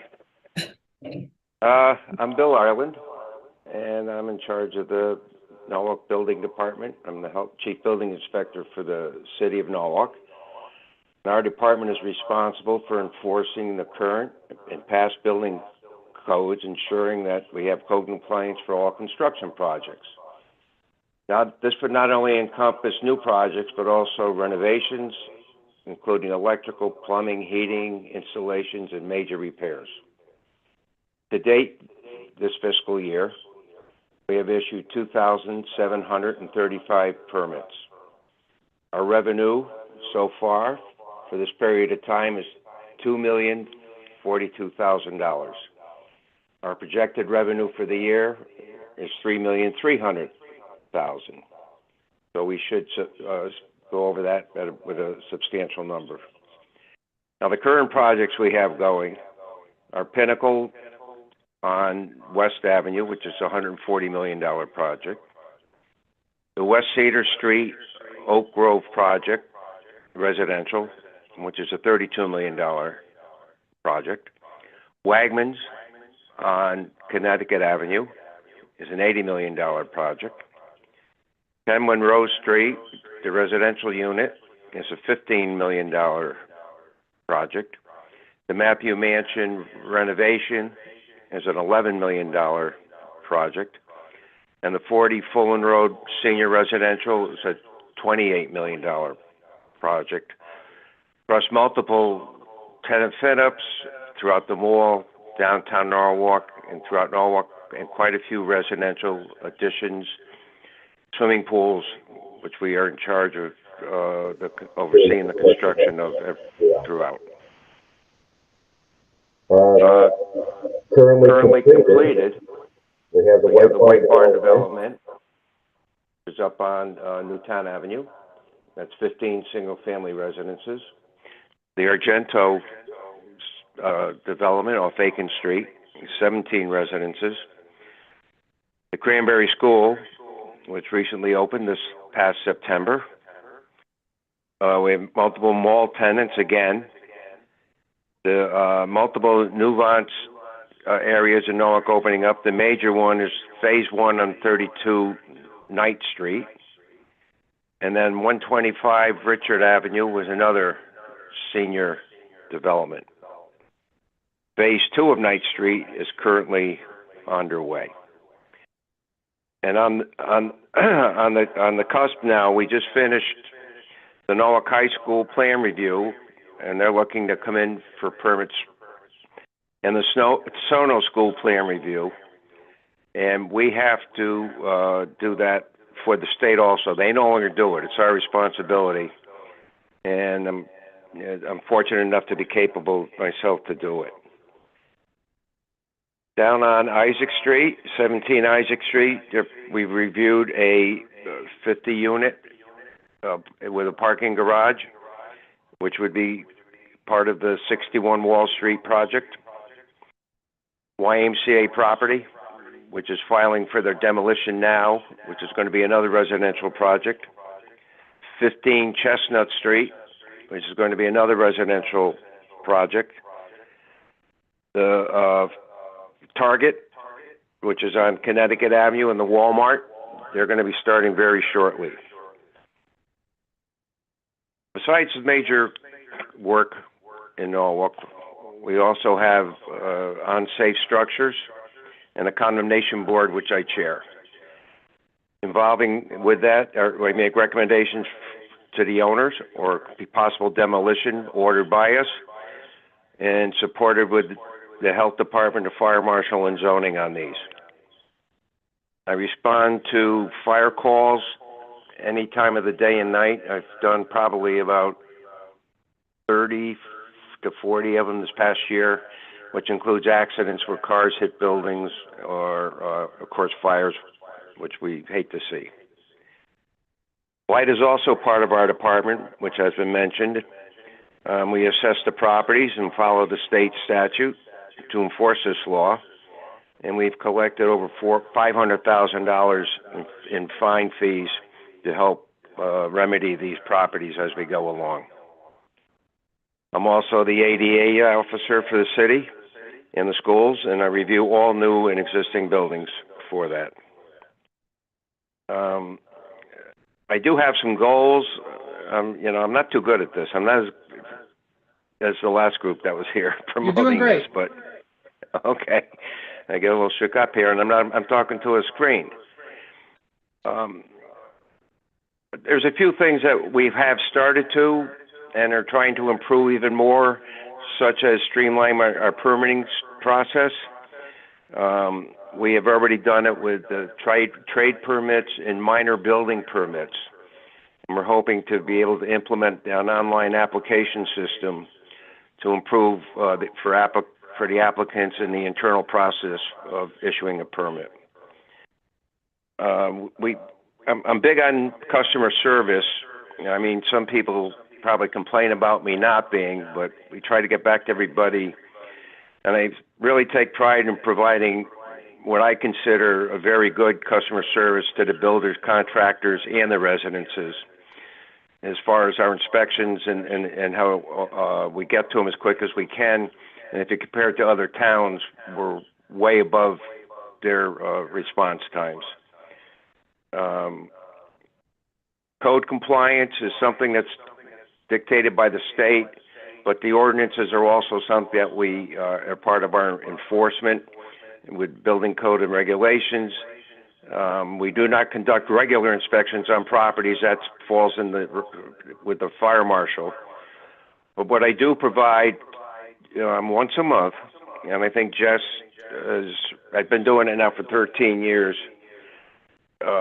education classes, which we open up to designers, contractors, and the public. We hold it at the Norwalk Inn, and it's all they do is pay for their lunch. But the education is free, and it's all state approved before we give it. I'm pretty proud of that. And like I said, 13 years now, and it makes me feel good because we get more and more attending people. We're also part of the OSHA and safety standards in Norwalk, which we conduct, ensure safety for occupants in the structures, and hope to provide training as the fire marshal does for people in these buildings on how to egress properly in a safe method. Oh God. Again, I promote community engagement. We go out in the field. We talk to the people. And I like to continue professional development with training and as such. And I report annually to the mayor with our financial reports, demolition reports, and that's about it. Code compliance, etc. But if you have any questions, go ahead and ask. Thank you, Bill. And I'll tell you, I met with Bill and his team earlier this week. If you haven't been in Bill's department before, it's really a sight to see. I mean, it's just big plans on plans on plans. They are one thing, Bill, I think you didn't mention, of course, there's a second blight inspector who came on, who's been working, I think, this past year. And I know I think there's an RFP going out for a deputy building inspector, I think going out, like next week. Yes. So there's a lot happening, and Bill and his team provide immense value to the city. If you walk around his office, you can see all the properties that have been cited for blight and how they've been improved, and that is an absolute net value to the city. Does anyone have any questions for Bill? Oh, I just have a comment for Bill. You did well, Bill. Thank you. No, thank you. But you do. That was a tough act to follow, though. You got to admit that. Yeah. But I have to say the work you do is just phenomenal in the city, and you've been doing it a very long time, and so we appreciate you so much. Absolutely. So thank you. Yes, we do very much, Bill. Just give him a round of applause. Thank you. You can't see Right, us. you got me can crying hear here. I got to go to That's bed. okay. I got to go You to don't sleep gotta see tonight. that. I'm shedding a tear. Don't let people know that. Okay. Ruining my. Jalen? Did great. Thank you. Yeah, just I want to thank everybody for their confidence. just like working in like the propane industry, the building department really has been responsive and has really been, like Mr. Ireland has said, pointed out, ahead of a lot of towns, and even during COVID, was really responsive and getting permits out in a timely manner. So really doing a lot of great work, and people always complain that they don't get it fast enough, but definitely a lot more timelier than surrounding towns and even bigger cities. Well, thank you. I appreciate it, Caitlin. And obviously, if anyone has questions that they didn't think of tonight, give Bill a call, shoot him an email. It was a real pleasure to get to meet with you and your team earlier this week, and I can't wait to do so more so in the future. I appreciate Does it. anyone else have anything else? Okay, Bill, thank you so much. Well, thank you. All right, I know it's been the hour is late. Before I entertain Heather's motion, which I'll give to you, don't worry. The next meeting is, as Steve had said at the very beginning, it's the CDBG meeting.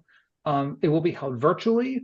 Everyone should be getting their materials in around 2 weeks. I'll follow up and make sure that RDA gets it out in time so that everyone has adequate time to review the applications. And if anyone has any questions in the meantime, or reach out to me or Jess or Sabrina. But that's going to be our that's really going to be our next meeting. Barbara? We begin that at 6, right? Yeah, that should begin at 6 because that one takes a little longer. That's Generally, each of the presenters, and as I understand it, it's around 20 to 25 who I think have applied, but I know RDA hasn't done their first review to see if anyone just like doesn't meet any of like the basic submission guidelines. So I think they still have to do that review, but usually each applicant gets a few minutes to present. So yes, that meeting will probably be starting at 6, not 7. Okay, Heather. Yeah. All right, that's a motion to adjourn. All in favor? All right, good night. Thanks, Thank everybody. you. Thanks, Jess and Great Sabrina. meeting.